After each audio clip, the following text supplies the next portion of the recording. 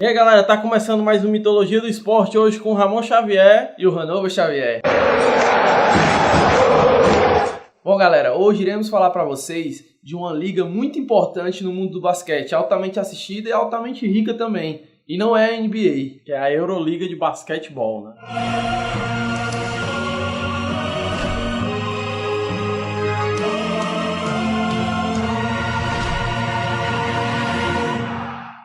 Que é uma liga que reúne os principais times de basquete da Europa, muitos deles que estão envolvidos com o futebol, a grande maioria, né?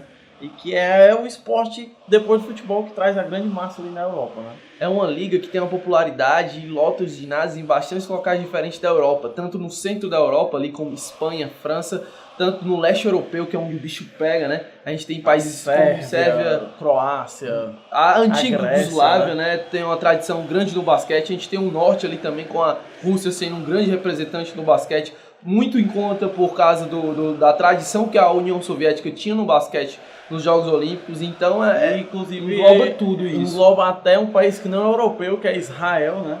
Que pode ser que muita gente não saiba, mas é um país doente pelo basquete.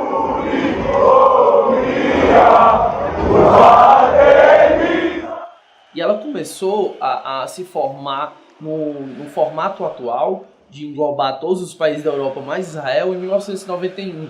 E foi as federações dos grandes países de basquete se uniram em 1991 e criaram esse formato atual, que é um formato muito democrático, que a gente vai explicar para vocês no decorrer desse vídeo. 1958 já era na época organizado pela FIBA, né? A liga teve uma participação muito forte da União Soviética e da Iugoslávia.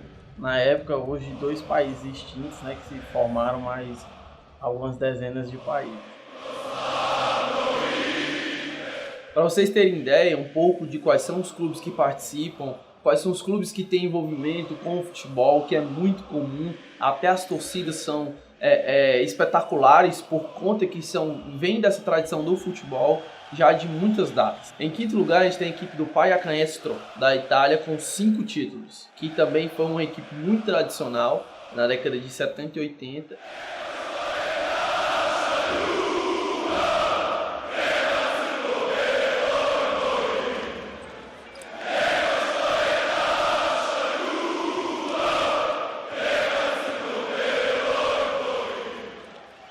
Em quarto lugar, a gente tem o tradicionalíssimo Maccabi de Tel Aviv, de Israel, como o Ramon falou. O Maccabi tem 6 títulos da Euroleague e sempre está lá nos playoffs, sempre está apostando entre os grandes, porque ele é o grande de Israel, que já é um país totalmente voltado para o basquete. Inclusive, o Maccabi de Tel Aviv venceu recentemente a Euroliga e veio jogar aqui no Brasil, né? Contra o Flamengo, o Mundial Interclubes, que o Flamengo ganhou a Liga das Américas, que para os conhecedores de futebol é uma espécie de Libertadores do basquete. O Maccabi venceu a Euroliga e vieram jogar a final do Mundial Interclubes do basquete. Vencido pelo Flamengo no Rio de Janeiro. O torcedor já vibra, já entoa o canto de campeão. E a gente tem um duplo empate com o Panathinaikos da Grécia, que também é um clube altamente popular no futebol, e ele é um clube muito popular no basquete também. Há alguns anos atrás, a Grécia chegou a ter médias de público no basquete tão boas e até melhores do que a de futebol. O futebol lá estava indo muito mal, porém na Liga Europeia e na Europa, os clubes do grego são tops. Então o Panathinaikos chegaria a levar mais gente ao basquete do que no próprio futebol. Na segunda posição, a gente tem o grande CSKA Moscou, que também é um clube de futebol tradicionalíssimo, e ele veio a ganhar a 7ª taça agora em 2016. Então ele está lá agora de segundo lugar, disparou um pouco da diferença entre Panathinaikos e Maccabi, né? Back and down, spins, one-hander, misses, but Kyle Hines is there. It's a running 3 off the front of the rim. This is how it will end with CSKA Moscow. Trophy for CSKA Moscow. His injury, his wrist injury, but Victor Kriapa. E o maior campeão, assim como na UEFA Champions League de futebol, na Euroliga de basquete não é diferente, é o Real Madrid. Lo que quería, ganar la 9ª Copa de Europa. Se decidiría el equipo que haría historia. El Real Madrid ha vuelto a recuperar su reinado en Europa después de estar a las puertas en las... Bom, galera, após falar dos clubes mais vencedores, vamos falar das nações, dos países mais vencedores da Euroliga de basquete. Nós temos em quinto lugar Israel, que tem 6 títulos, que são os 6 títulos do Maccabi, né? Apesar de Israel ter outras equipes grandes, como o Jerusalém, o Maccabi Jerusalém também, mas quem sempre chega é o Maccabi. הישראלי, הפועל ירושלים באדום, מכבי תל אביב, אבל שומר עליו בסופו של דבר. יופי, איתי סגל. והנה השלושה הזאת של אלפר, הנה הקהל, הולך. וזריקות של לנדסברג. מכבי הרימה ידיים. Em quarto lugar, que estava empatado com Israel, mas agora tem 7 títulos, é a Rússia, que também são os 7 títulos do CSKA Moscou. Apesar de também ter outros grandes times de basquete, o CSKA Moscou é a grande estrela, é a grande equipe de basquetebol russo. Em terceiro lugar, vemos um país que é tradicionalíssimo no basquete, que é a Grécia, né? Que vem enfrentando uma grande crise político-econômica social no seu país. Isso afetou um pouco o basquete, mas a história dela está marcada lá. A Grécia tem 9 títulos, né? Desses 9, 6 são do Panathinaikos e os outros são do Olympiacos. Printers attack.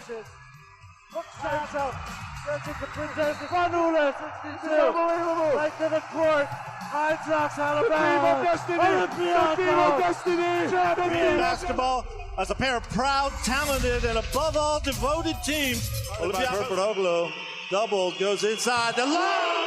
Looking for Carroll, stolen by Papanikolaou, ahead to Spanoulis. It's going to be... Gets it to Spanoulis, 4 in the cock. What a... They are the champions again. Bom, galera, em segundo lugar, nós temos a poderosa Espanha, né? Que tem a segunda principal liga nacional de basquete, que é a ACB. Se você for contar por campeonatos nacionais, a Espanha ela só está atrás da NBA, em termos de importância e economicamente falando. Na Euroliga de basquete, a Espanha tem 12 títulos europeus, sendo desses 9 do Real Madrid e 3 do Barcelona. Encontrando Antoine Diot en bomba canasta de Antoine Diot, el lanzamiento de Jules dentro la canasta de Sergio Llull, estratosférico lo que acaba de hacer el escolta del Real Madrid. Ο μάτς αρχίζει, Σκορτσανίτης, πρώτη επίθεση για τον Ολυμπιακό στον Ναβάρο. Θεόδωση! Κάνω αυτό κατά την κοινή λογική. Ακριβώς τα νούμερα έτσι είναι η Μπαρτσελόνα. 80 έβαλε, τώρα με το τρίποντο του Μπαζίλε. 2010 μετά από 7 χρόνια η ομάδα που επαναλαμβάνω για πολλά χρόνια. Bom, galera, em primeiro lugar a gente tem, por incrível que pareça, pelo cenário atual, a Itália, com 13 títulos, doutrinando esse top 1 aí. Hoje a Itália não tá lá essas coisas todas no mundo do basquete, nem seus times e nem sua seleção, mas que já teve grandes times, como a gente já citou, e já doutrinou bastante a Europa aí com grandes equipes. Na própria Olimpíadas de 2004, a Itália tirou os Estados Unidos e perdeu na final para a Argentina, mas também que aquele time da Argentina estava destinado a ganhar o ouro, né? Mas com Marco Bellinelli, Danilo Gallinari, com um time maço também da Itália, acho que talvez foi a última geração de peso que a Itália teve nos últimos 10 anos, 12 para cá. Vale salientar que se você assistir o nosso vídeo do dossiê do Kobe Bryant, que vai estar aqui para você assistir, caso não tenha assistido, você vai ver que o Kobe Bryant morou na Itália, né, quando o pai dele foi jogador de basquete. Como já foi dito anteriormente, a Euroleague tem um formato muito peculiar e democrático. Tem gente no mundo dos esportes que afirma que o campeonato de pontos corridos é mais justo, que o playoff é mais legal porque tem mais emoção, e a Euroleague contempla tudo isso. Ela começa com a fase de grupos, onde são 4 grupos de 6 equipes.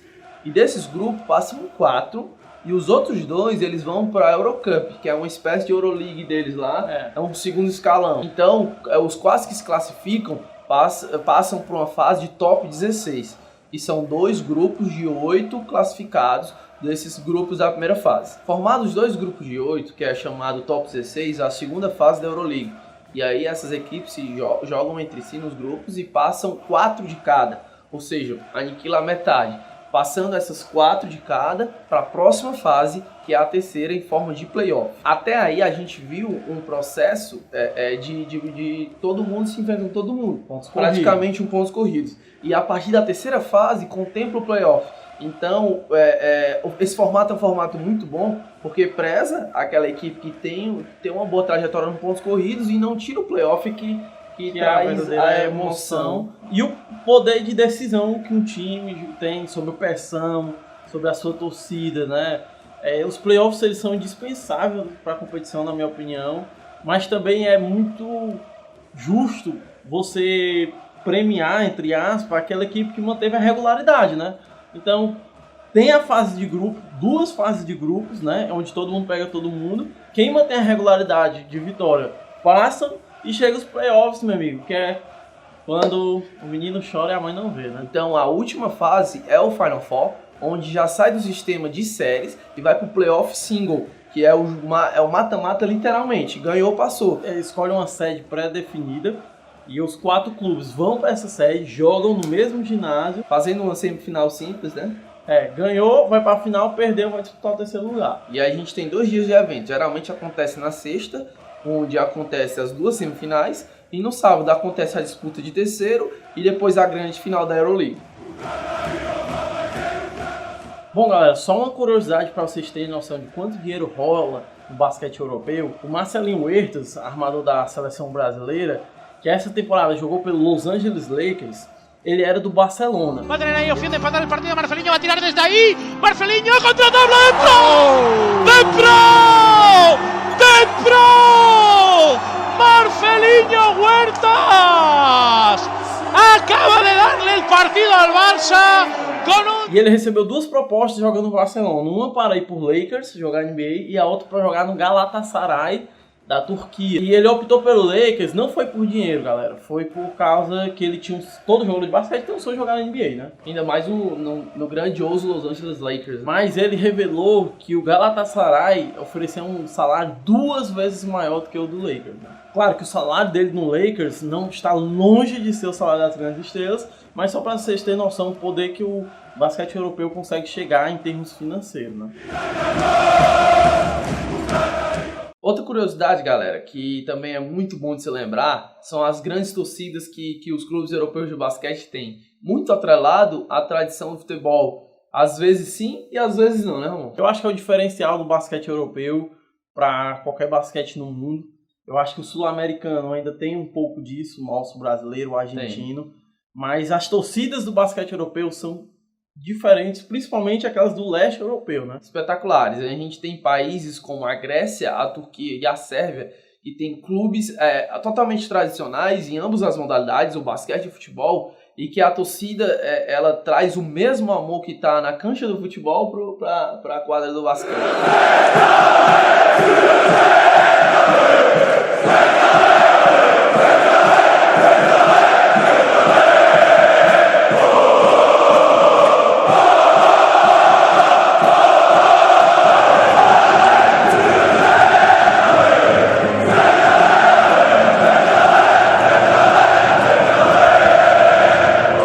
Eu acompanho 2 times de basquete europeus, né? Costumo dizer que eu torço por esses 2 times.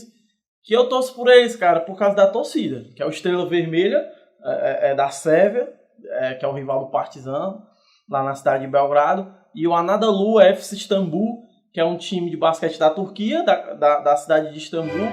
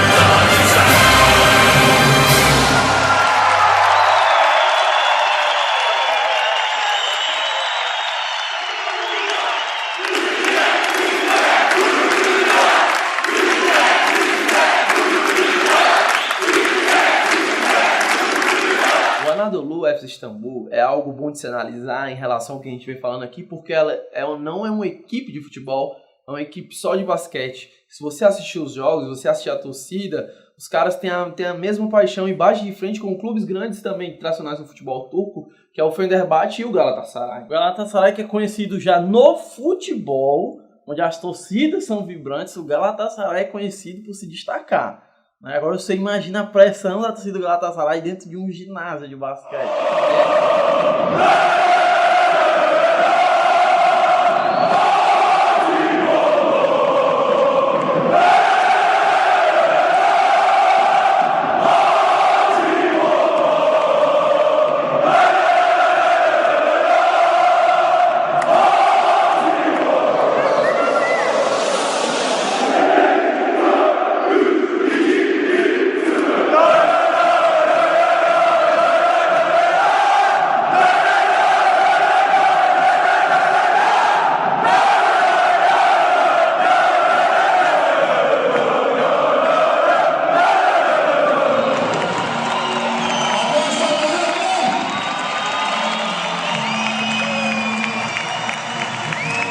E é isso que torna a Euroleague muito espetacular. Às vezes eu acho até o jogo mais empolgante em termos de torcida no basquete do que no futebol. Porque são arenas, geralmente bem menores, né, do que estádios de futebol. Normalmente falando. E se torna um caldeirão porque, meu amigo, na hora que você entra na quadra desse tamanho, a arena tá toda em cima de você. O estádio de futebol é muito grande e dissipa às vezes isso. Mesmo tendo torcidas fantásticas. E a arena é algo fechado, né? Então tá ali 10, 12, 15 mil torcedores em um espaço, em um ambiente pequeno, relativamente, fechado, pulando, gritando, cantando. Cara, e é coisa de louco, cara. É coisa de louco. Ta energija, kurią jis atiduoda aikštelėje, kurią užkrečia ir savo komandos draugus.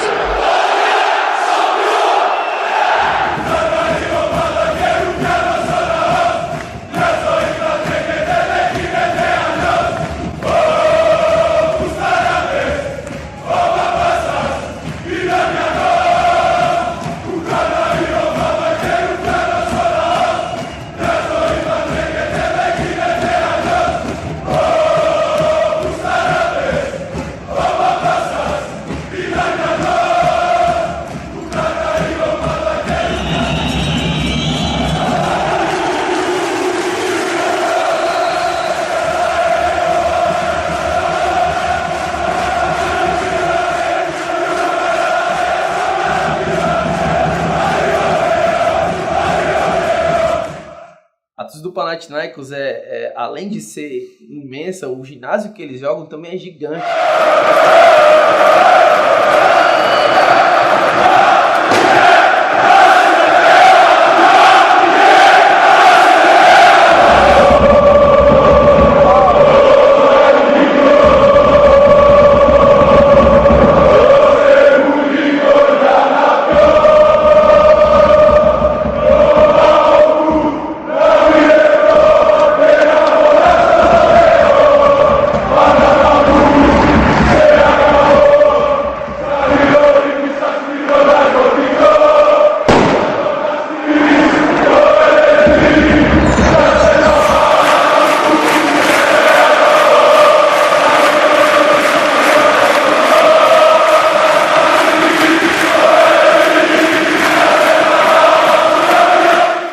A gente tem uns times da Lituânia, que tem os Agris Kaunas também, que é um timaço. E basquete lituânico, que também é de altíssimo nível. É o esporte número 1 da Lituânia, então essas equipes não ficam de fora jamais. Inclusive o Brasil nas Olimpíadas, né? Vai estrear contra a Lituânia, vai valer a pena conferir. Imagine having to compete for another country, knowing that since 1940 the Russians have occupied and destroyed every bit of hope. The whole nation was watching. You have to destroy them. At any cost, you have to win. A torcida do próprio Maccabi lá, eles têm uma arena deles, é algo espetacular, sempre tá lotado. E você vê como o basquete é tradicional lá, porque você vê da criança a senhora idosa cantando lá pelo Maccabi, assim como é na Grécia, na Turquia, na Espanha também. Então na Alemanha, é foda. O basquete é sensacional.